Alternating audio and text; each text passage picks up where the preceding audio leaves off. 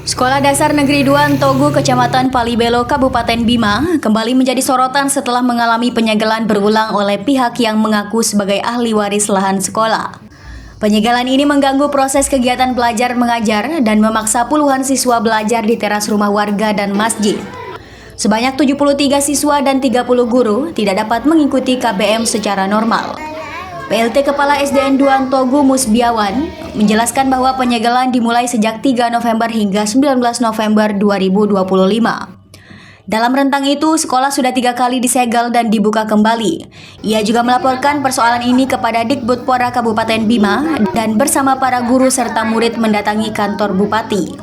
Menindaklanjuti laporan tersebut, Kepala Dikbudpora Zunaidin turun menemui ahli waris pada 17 November 2025. Ia memberikan solusi agar segel dibuka sementara selama proses hukum. Namun, ahli waris tidak menyetujui. Lahan sekolah tercatat seluas sekitar 2.280 are dalam sertifikat hak pakai nomor 4 dengan masa berlaku 25 tahun yang dinilai ahli waris telah kadaluarsa pada tahun 2021. Ahli waris Abidin mengklaim tanah tersebut merupakan warisan yang tidak pernah dijual atau dihibahkan.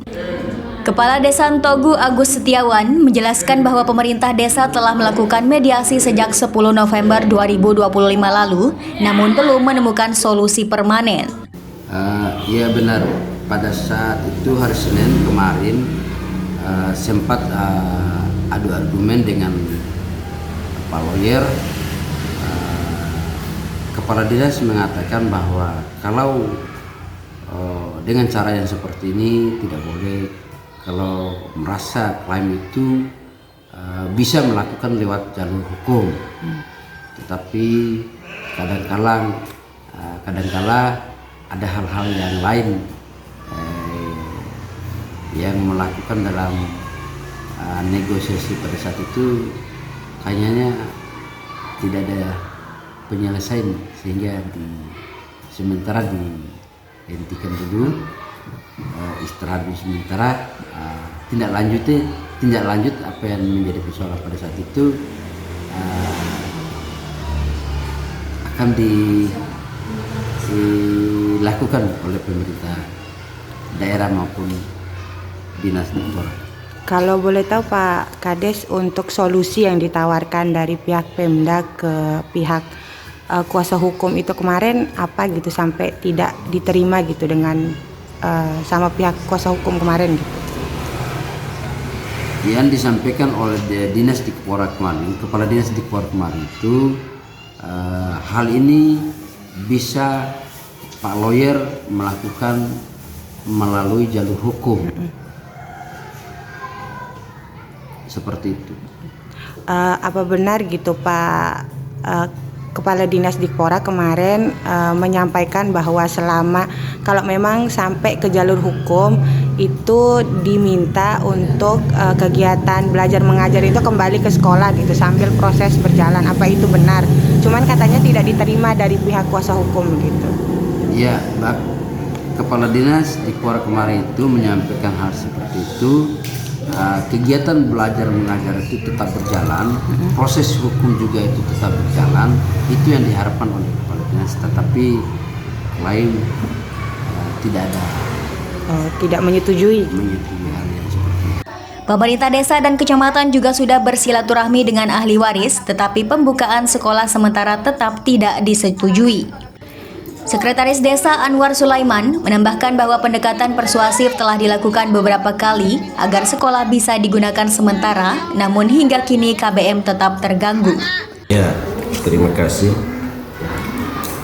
Berdasarkan berbagai sumber yang saya dapat, terutama dari pihak terkait yaitu ahli warisnya, terkait dengan polemik ini, masalah ini sebenarnya sudah lama dilakukan sama pemerintah daerah, sehingga pada saat itu katanya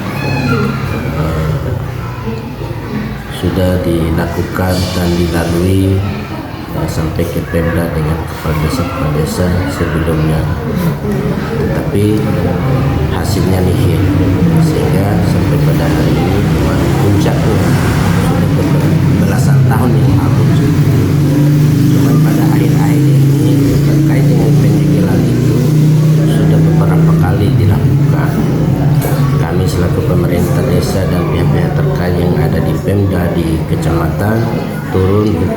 satu hari paginya dibuka, sorenya ditutup lagi. Besok-besoknya lagi kita datang buka, sorenya tutup lagi sampai hari ini.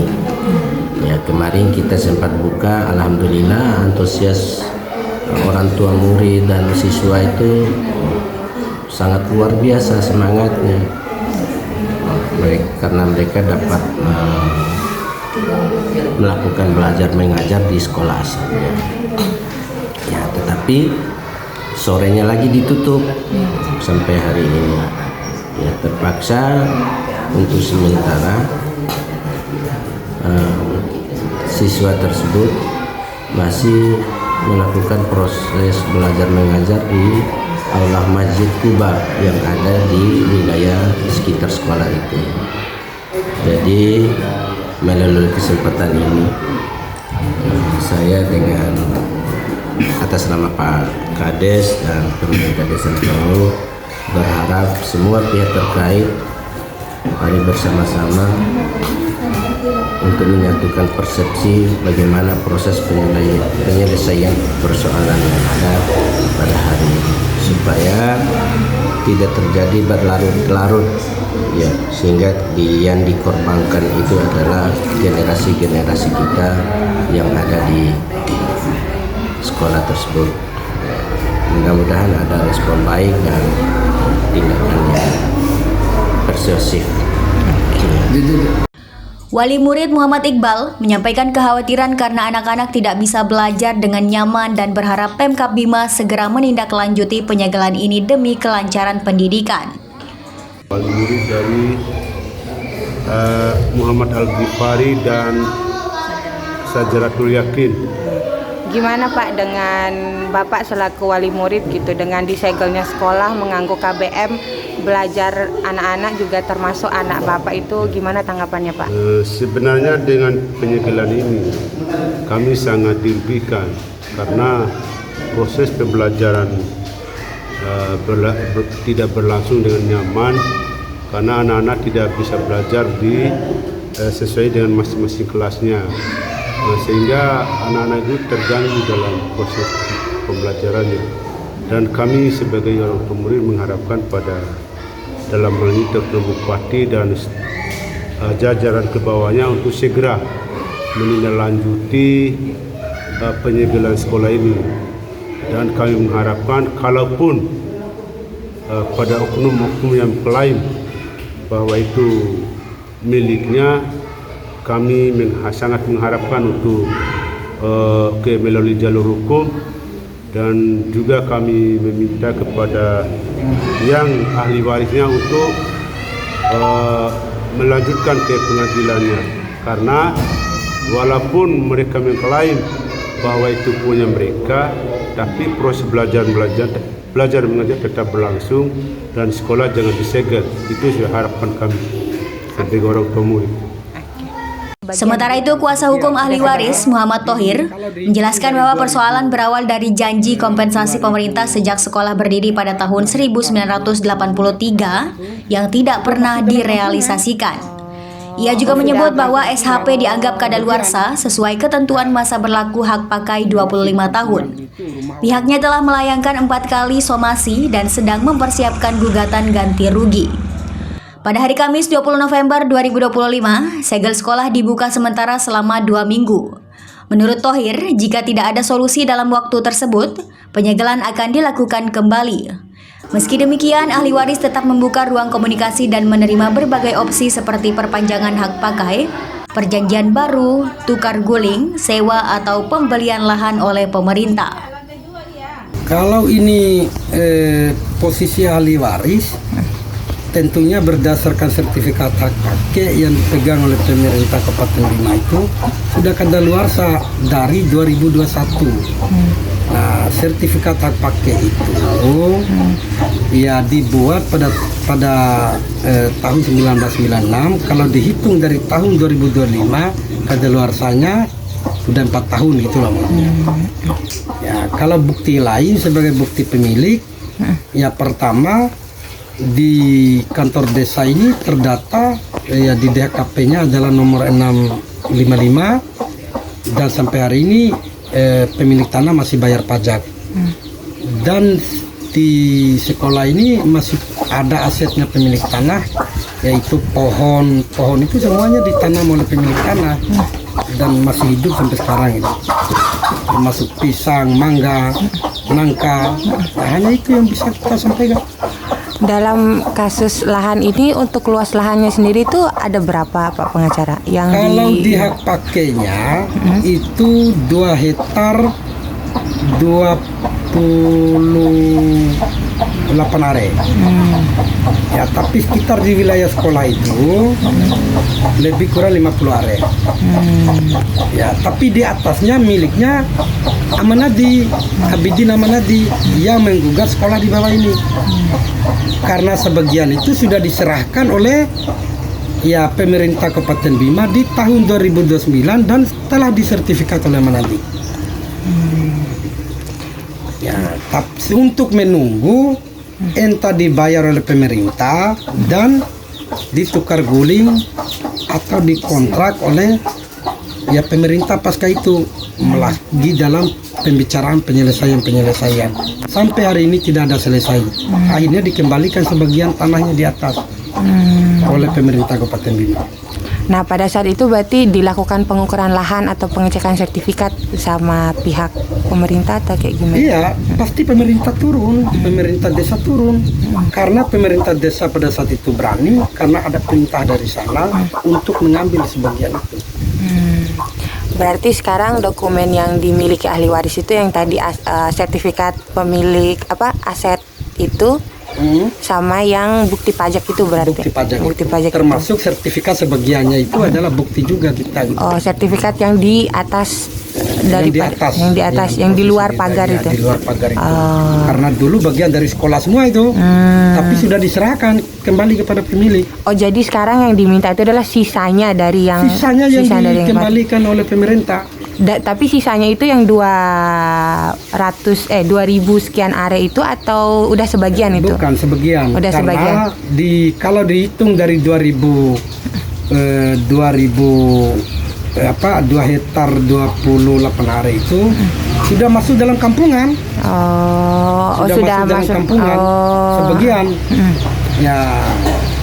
sudah masuk di kampungan itu rumah orang-orang semua. Tapi dulu kan satu keluarga yang punya di situ. Artinya sekarang yang di lingkungan sekolah itu kira-kira Pak pengacara tahu luasnya itu kira-kira berapa? Ya, lebih kurang 50 are. 50 are. Ya, paling kurang 3 are, paling lebih 1 are lagi gitu. Ya, lebih kurang segitulah.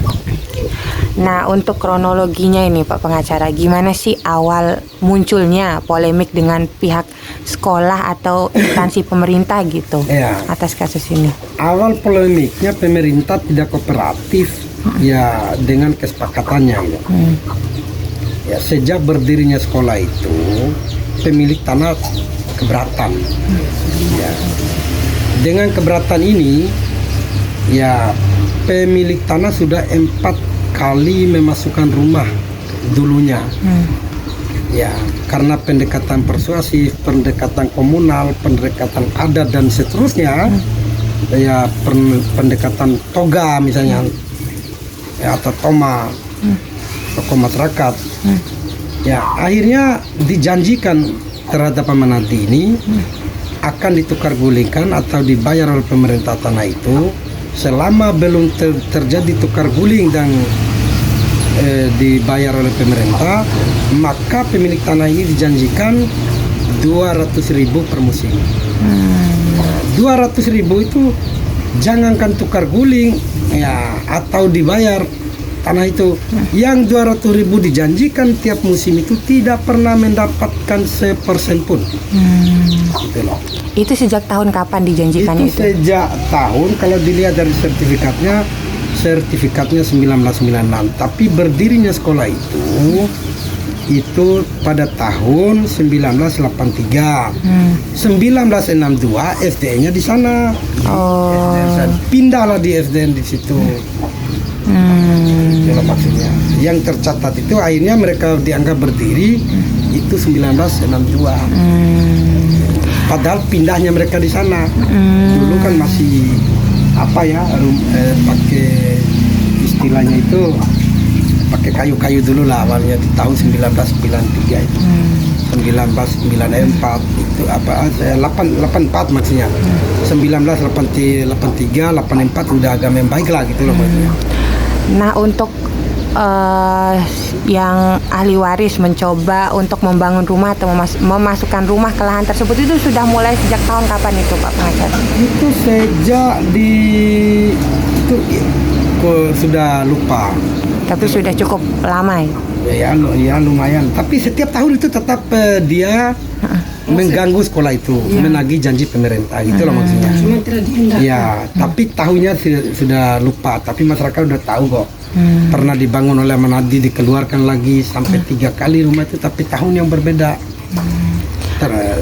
Artinya si ahli waris itu sudah mencoba membangun komunikasi berarti dengan pihak pemerintah dan sekolah. Komunikasi terbatas. Ya, pasca itu yang dia yakini ini adalah orang yang mungkin dia bisa membantu, dia datangi siapapun yang dia percaya dan tapi tidak membuahkan hasil. Somasi tadi tuh berapa kali sudah 4 kali. Sudah 4 kali. 4 kali. Cuman tidak Pernah dijawab dijawab oleh pemerintah Kabupaten Bima. Kemudian atas ini tuntutan utamanya yang ingin diperjuangkan oleh ahli waris itu apa, Pak? Kalau menurut undang-undang dengan sendirinya secara otomatis itu tanah itu sudah jadi miliknya Manadi. Ya, kita sedang menggarap gugatan ganti rugi. 4 tahun yang lebih dia tidak melaksanakan yang digugat oleh kita ini. Ya, kalau diukur dari tahun 1996 ke tahun 2025 berarti lebihnya 4 tahun, lebih kurang 4 tahun. Nah, yang kedua itu yang digugat kerugian kita, dia menggunakan hak kita ini tanpa ada pembicaraan atau komunikasi kontrak dan seterusnya. Ya, kita anggap rugi 4 tahun itu. Dan yang kedua adalah kesepakatan, ya sebagaimana syaratnya adanya sertifikat hak pakai, harus ada kesepakatan di dalamnya. Dan kesepakatan itu tidak pernah dia laksanakan sedikit. Dan sebelum diterbitkan juga sertifikat hak pakai itu, bukan pas bangun sekolah dia langsung terbit sertifikat, enggak, sudah lama lagi karena sering diganggu muncullah perjanjian itu.